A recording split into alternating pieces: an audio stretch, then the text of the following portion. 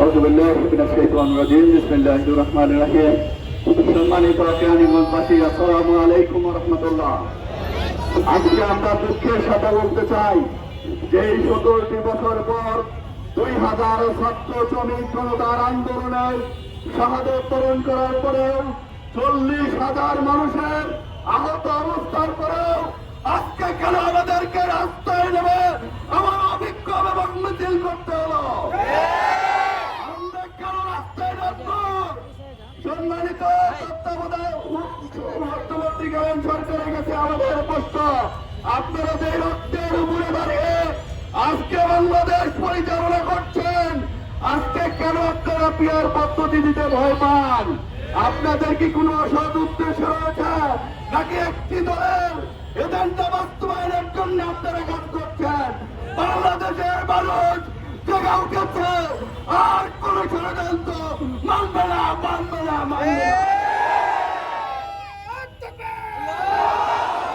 আমরা বলতে চাই, অনতিবিলম্বে যারা আমাদের ভাইদের উপরে গুলি চালিয়েছেন, হত্যা করেছে, নির্যাতন করেছে, অবশ্যই তাদের বিচার ছাড়া বাংলাদেশে কোন নির্বাচন হতে দেওয়া হবে না, দেওয়া হবে না, দেওয়া হবে না।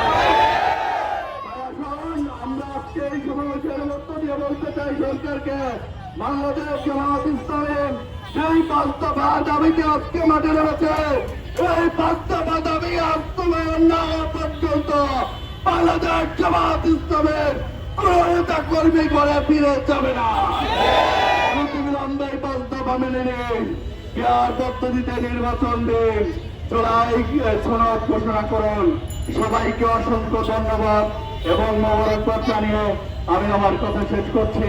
বাংলাদেশ জিন্দাবাদ, বাংলাদেশ জামায়াত ইসলামী জিন্দাবাদ। আসসালামু আলাইকুম ওয়া রাহমাতুল্লাহ।